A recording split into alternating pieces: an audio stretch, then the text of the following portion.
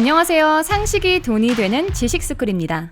코로나19 바이러스 창궐로 신음 중인 지구촌 곳곳에서 이상기후로 인한 문제들이 발생해 많은 나라들이 몸살을 앓고 있습니다. 현재 유럽과 시베리아, 미국 등에서는 전례 없는 무더위로 인해 난리가 났습니다. 미국 남서부에서 40도를 넘는 폭염이 이어지는 가운데 캘리포니아 남부에는 대형 산불까지 발생했고요. 유럽은 역대급 폭염으로 비상사태까지 발동했습니다.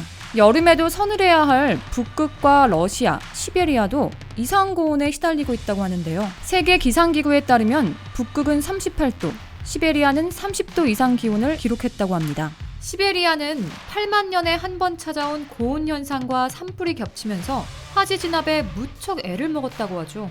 또 지구촌 한켠에서는 역대급 폭우로 인해 물난리를 겪고 있는데요. 지난 6일 블룸버그 통신에 따르면 이번 물난리는 주로 인도, 태국, 중국, 한국, 일본 등 아시아 국가에 집중됐다고 합니다. 기록적 폭우로 인도에선 800명 넘게 숨지는 등 인명피해가 속출하고 있고 중국에선 2달간 이어진 대홍수로 6천만 명 이상의 이재민이 발생하는 등 직접적인 경제 손실액만 1789억 6천만 위안이라고 하는데요. 게다가 이번 폭우로 각국의 코로나19 방역 대책이 차질을 빚을 가능성도 제기되고 있는데요.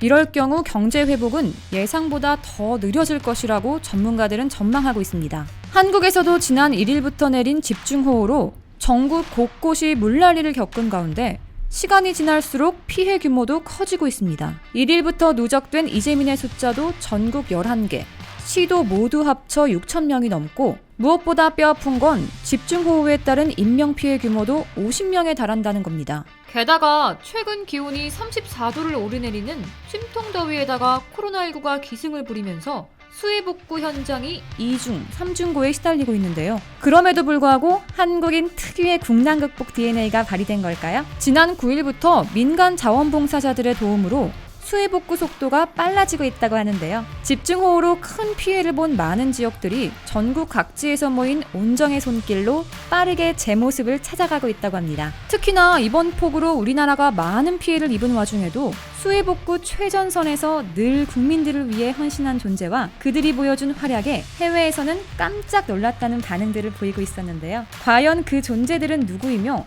어떤 활약을 보여줬길래 해외에서 놀라운 반응을 보였을까요? 영상 시작 전 좋아요와 구독하기 부탁드립니다.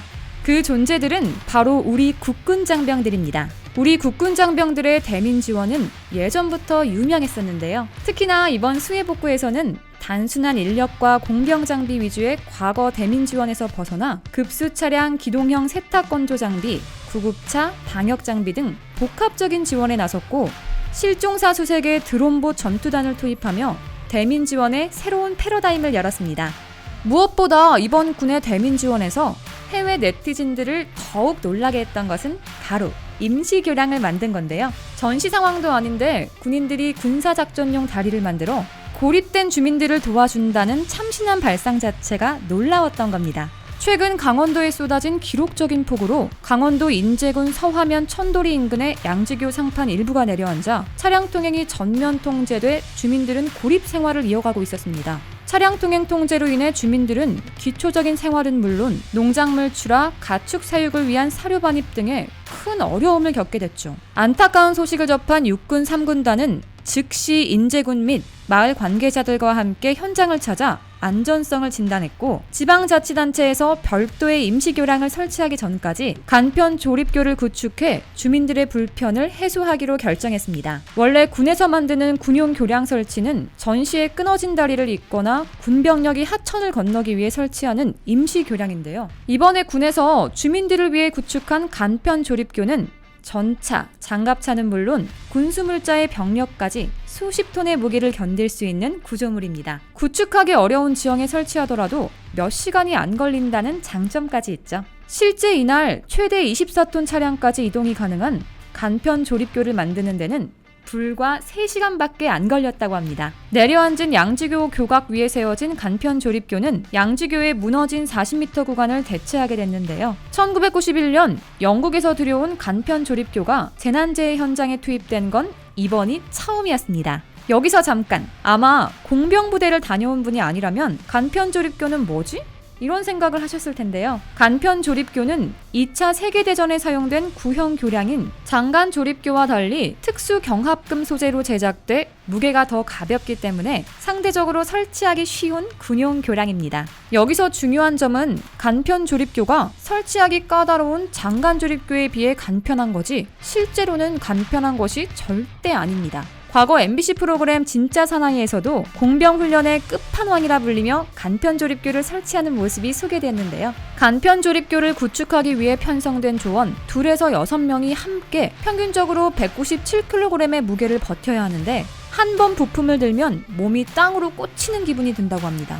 만약 그러다가 한 명이 실수로 빠지게 되면 설치하던 인원들 모두가 와르르 무너져 위험한 상황이 벌어질 수도 있을 정도로 정말 쉽지 않은 작업입니다. 그런데 우리 국군 장병들이 고립된 주민들을 위해 그 힘든 작업을 기꺼이 한 거죠.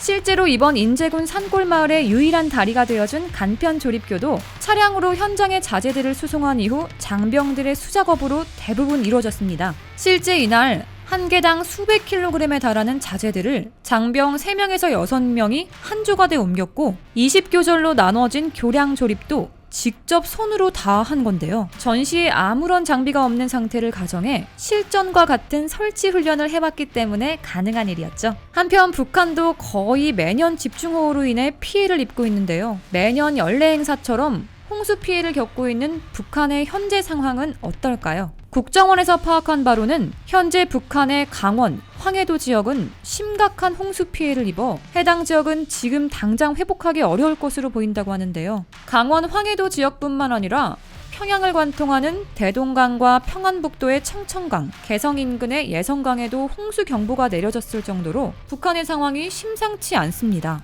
북한TV는 이 지역에서 물길 제방이 터지면서 살림집 730여 동과 논 600여 정부가 침수되고 179동의 살림집이 무너졌다고 밝혔지만 탈북자들은 북한의 실제 피해는 훨씬 더 많고 클 것이라고 말합니다. 왜냐하면 북한은 상하수도를 비롯한 기반시설이 매우 약하기 때문에 한국처럼 비가 왔다면 한국의 4배 이상의 피해가 발생했다고 봐야 한다는 겁니다.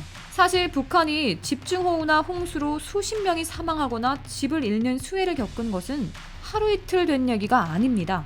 지난 1995년 북한에서는 이른바 100년 만의 대홍수로 인해 68명의 사망자와 520만 명이 넘는 수재민이 발생했었고 이어서 1998년까지 태풍과 홍수가 연이어 북한 전역을 강타했었습니다. 이는 1990년대 후반 북한이 고난의 행군, 즉 대기근을 겪는 결정적 계기가 됐죠. 또 북한은 2000년 10월 노동당 창건 55주년을 맞아 고난의 행군이 끝났다고 선언했으나 북한 김씨 부자들로 인해 하늘이 노했는지 자연재해는 계속됐습니다. 바로 그해 태풍과 집중호우로 주택 1만여 채가 파손되고 이재민 4만 6천 명이 발생했습니다. 김정은 위원장 집권 이후에도 대형 수해는 잇따랐습니다. 지난 2016년 제10호 태풍 라이언록이 함경북도를 휩쓸었고 유엔은 당시 수해로 3만 7천여 채의 가옥이 부서지고 500명 이상의 사망자와 실종자가 발생했다고 밝혔습니다. 수해 복구 시스템에 있어서도 북한은 큰 문제가 있는데요. 한국에서는 수해가 발생하면 소방청 산하 119 구급대가 긴급 출동해 피해 주민들을 병원이나 지정된 구호시설로 이동시킵니다. 그러면 적십자사를 비롯한 구호기관이 이재민에게 구호키트와 천막, 모포, 물티슈, 생수, 햇반, 참치캔, 컵라면, 도시락 등 각종 생필품을 제공합니다. 이어 중앙정부나 지방자치단체가 굴삭기와 불도저 같은 중장비를 수해 지역에 투입해 복구 작업을 벌이죠. 그러나 북한 수해 복구 현장에는 중장비가 눈에 띄지 않습니다. 북한TV를 보면 수해 복구 현장에 수백 명의 주민과 군인 등이 동원돼 맨손으로 돌을 나르거나 마대나 들것으로 흙을 퍼나르는 모습을 흔히 볼 수 있습니다. 사실 북한에는 중장비는 고사하고 삽과 곡괭이마저도 부족한 상황인 겁니다. 무엇보다 북한에서 수해 복구는 지도자의 치부를 가리기 위한 쇼에 지나지 않습니다. 일례로 이번 폭우로 인해 김정은 북한 국무위원장의 명령으로 황해북도 은파군 대청리에 인민군 군인들이 투입됐는데 이 모습이 너무 심하게 연출된 것으로 보입니다. 조선중앙TV는 17일 밤 8시 보도를 통해 큰 물 피해 복구 은파군 대청리에서를 반영했는데요. 보도를 보면 백두의 혁명정신이라는 구호가 붙은 덤프트럭이 비교적 깨끗한 모습이고, 트럭을 운전하는 군인 또한 흰색 모자에 흰색 군복을 입고 있어 수해 복구 현장과는 너무나 대비되는 모습들을 보여줬습니다. 덤프트럭이 지나는 도로에서 흙을 고르는 군인들도 하나같이 흰 런닝을 입은 가운데 어느 누구도 흙먼지를 묻힌 흔적을 찾아볼 수 없었습니다. 북한은 수해 피해와 함께 최근 코로나19로 인해 국경 봉쇄 장기화로 중국과의 무역이 67%나 급감하고, 오히려 식자재와 의약품 수입은 되레 급증해서 외화 부족 현상이 심해지고 있는 등 경제에 아주 큰 타격을 입고 있는데요. 여기에 엎친 데 덮친 격으로 이번 폭우로 인해 북한의 곡창지대가 완전히 박살나 북한의 식량난은 더욱 심각해질 것으로 전문가들은 예상하고 있습니다. 이 때문인지 김정은 북한 국무위원장이 자신의 여동생인 김여정 노동당 제1부부장에게 전반적인 권력을 이양해서 위임 통치를 하고 있는 것으로 확인됐다고 국가정보원이 20일 국회에 보고하며, 그 이유로는 김정은 위원장은 통치 스트레스 경감 차원이라고 설명했습니다. 이미 김정은 스스로 경제 실패를 공식적으로 인정하고 새로운 5개년 계획을 준비할 정도로 지금 북한의 상황이 좋지 않다는 것을 반증하는 것이지만, 일각에선 추후 정책 실패 시 김정은에게 총알이 튀는 것을 피하기 위한 책임 회피 차원도 있다고 얘기합니다. 결국 여전히 북한의 김씨 일가들은 정신을 못 차리고 자연재해로 주민들은 죽어가지만 자신들의 안위만 생각하고 있는 거죠. 게다가 김정은은 자신의 치부를 동생에게 돌릴 수 있게 명분을 쌓으며 치졸하게 굴고 있는 겁니다. 저렇게 아무것도 못하고 스스로를 방치하며 망해가고 있는 북한과 다르게 이제 한국은 유례없는 큰 비를 만들어낸 흉터를 딛고 일어나고 있습니다. 우리 모두 다 같이 우리 이웃들에게 생긴 상처들을 아물 수 있도록 노력했죠. 우리 장병들처럼 수해 속에서도 묵묵히 노력을 잊지 말아야 할 영웅들이 있습니다. 폭우 속 경찰관분들과 소방관분들은 끝까지 시민들을 구조하셨고, 피해 지역 공무원들과 지역 주민들, 거기에 전국 각지에서 모인 수많은 자원봉사자들은 묵묵히 현장에서 연일 복구 작업에 힘을 기울였습니다. 덕분에 남부지방에서 큰 비가 내린 지난 7일 섬진강댐 하류 제방이 붕괴돼 주민들이 긴급 대피를 했던 화동군 화개장터는 전국 각지에서 온 자원봉사자들과 수많은 지역 공무원들 덕분에 조금씩 예전의 모습을 되찾아가고 있습니다. 봉사활동 단체 회원들이 곳곳에 쌓여있는 쓰레기들을 제거하고, 수많은 공무원들이 흙탕물에 오염된 가재도구를 정리하느라 구슬땀을 흘린 덕분에 거리에 쌓였던 피해 물품 또한 신속히 처리할 수 있었던 겁니다. 여러분도 우리 한국인들이 아무리 어렵고 힘든 일이라도 함께 헤쳐나가는 DNA를 가지고 극복하며 내 이웃을 생각하는 정을 통해 따뜻한 기운과 선한 영향력을 전 세계 만방에 미치고 있다고 생각하시지 않나요? 이와 관련된 여러분들의 다양한 의견 댓글로 남겨주시면 감사하겠습니다. 혹시 주식하시나요? 방위산업 급등 종목이 알고 싶으시다면 오른쪽 버튼을 클릭해주세요. 안녕!